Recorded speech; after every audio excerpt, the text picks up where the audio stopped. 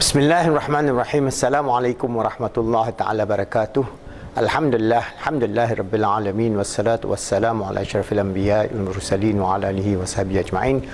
Alhamdulillah, in the previous video we have explained to you our protocol. When we talk about Pi-CBT, our protocol will start with intention, and I have given you a lot of details on this whole idea of what do you mean by intention, motive, intention, action, will, consequence, and so on, following the summary or the approach of Al-Imam Ghazali.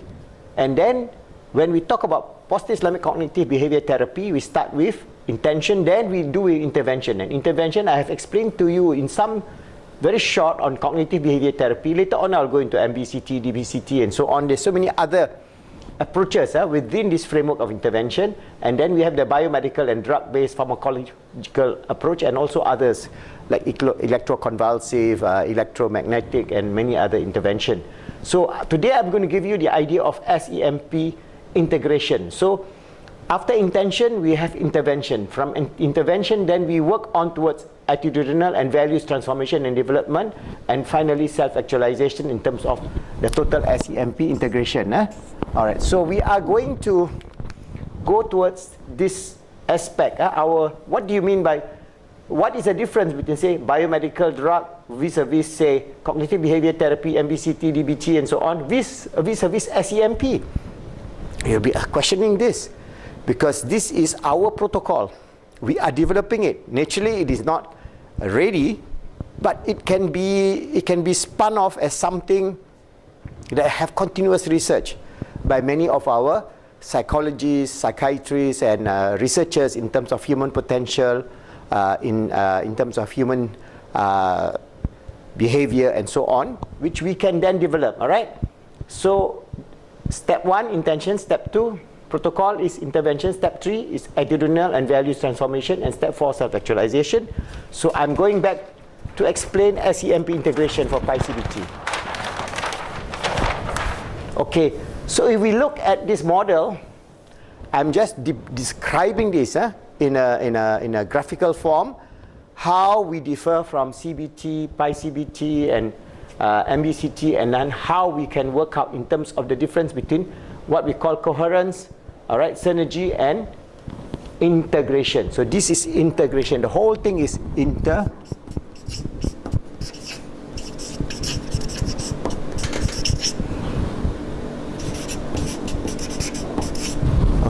So we start with ourselves, okay? So from the Islamic perspective, we have our physical self, the jasad, and then we have our mind, al-akal. So the brain is the interface here. So I'm putting this diagram this way so that you can understand. So when we look at the CBT model, what are they working on? They are working only on the brain. So they have this coherence between the body and the brain. So this is the mind-body relationship, which they are trying to create a coherence. When you have a coherence, then you don't have psychological problems. As simple as that. So their approach is always to approach it from the perspective of your neurological cognitive approach, and how this is affecting your physical self in terms of your emotional response, in terms of your psychological response, and so on. So this is the CBT model that is now current in the world.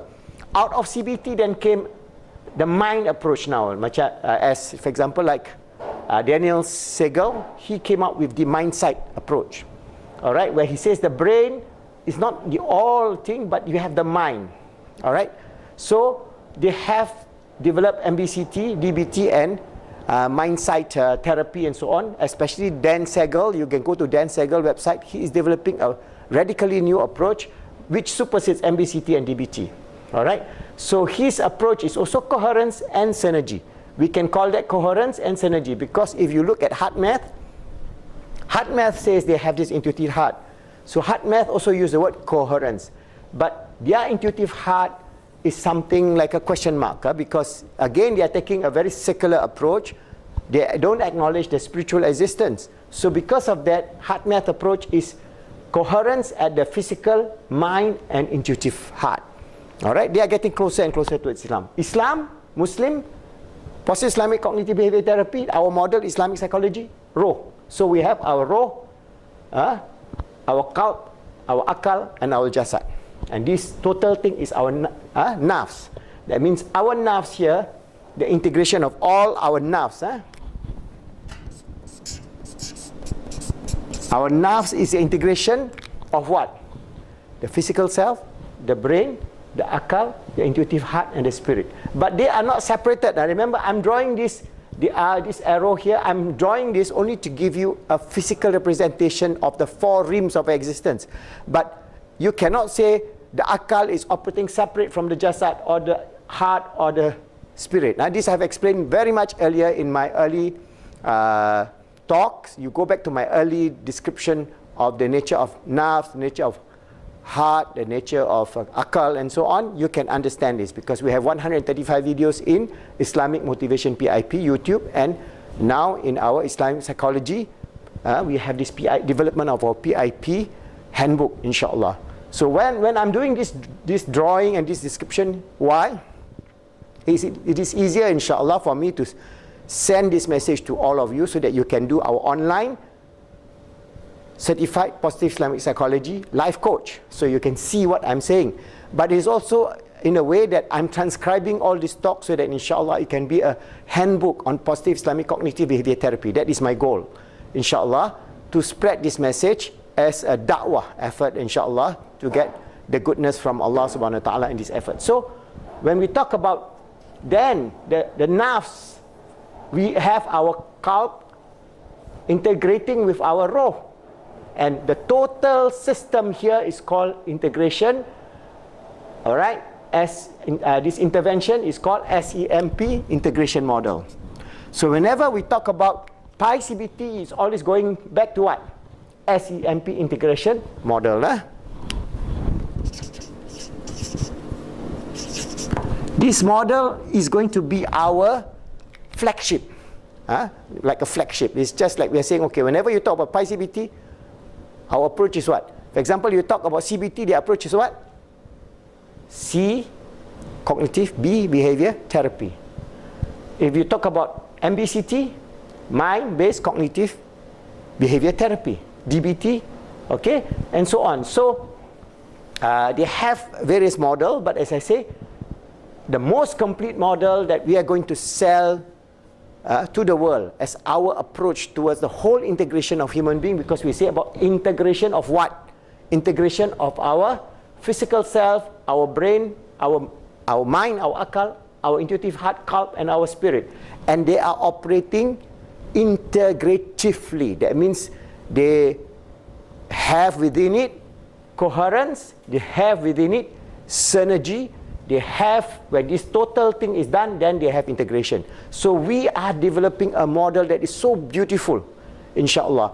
And we need hundreds, in fact thousands of Muslims, neurologists or psychiatrists or psychologists, or those who are studying the whole idea of human behavior, human sciences, sociology. It can be used in many, many areas. For example, you are doing coaching and mentoring.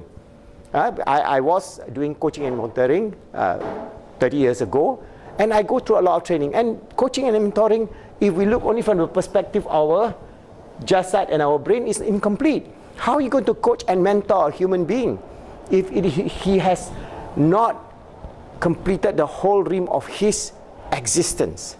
So I hope if those of you who hear this video, you can do research. For example, when we talk about SEMP integration model for positive Islamic cognitive behavior therapy, when we are going to help somebody who has psychological problems, or who have behavioral problems, or who have problems in terms of meaning and purpose in life, then we can propound to them, propose to them this whole integration model, and inshallah this would be this offshoot from Pi-CBT, and from the SEMP integration model we can develop many, many tools, all right? Techniques, tools which we can integrate. That will be another level, because I just want to bring this principle. So this is the principle. Understand? Basically, we have the most wonderful tool given by Allah subhanahu wa ta'ala, described by our great scholars like Imam Ghazali, Ibn Qayyim, and all the others, about the four rims of our existence, that our nerves consist of our physical self, the brain, the mind, the intuitive heart, and the spirit, and all of them are working together in coherence in synergy, and the highest level is integration. So if we can integrate each and every one of our future toolbox in terms of Pi-CBT, the toolbox, the techniques that we are going to propose to the world, each and every one of you can develop. For example, you have tools, intervention tools, for example, SEMP integration, say for youth, young people who are now searching purpose and meaning in life. They are jobless, they finish universities, they are depressed, they have a lot of social problems, they are on cigarettes or drugs or whatever it is. How are you going to transform these people? Because more and more of these people are affecting. For example, in many Muslim countries, 90% of the young people are unemployed. How are they going to establish a family? So they go through a very severe depression, very severe problem of anxiety, very severe problem of psychological upheaval in facing the world. And that is going to happen not only for the Muslim countries, also in the Western countries and many countries, and especially in the future. When technology takes over, when you have this industry 4.0, you will have driverless cars, so there will be no more drivers left. You will have robots doing all the industrial work. So making shoes is very simple. You just put the robots that will go to work. For those who are analysts, financial analysts, they will have the smart algorithm. So you don't need, even doctors, if you are a surgeon, they have these robot surgeons who can do a far better job than you in future. So within 10 to 15 years, we'll have a huge upheaval in terms of the environment of job.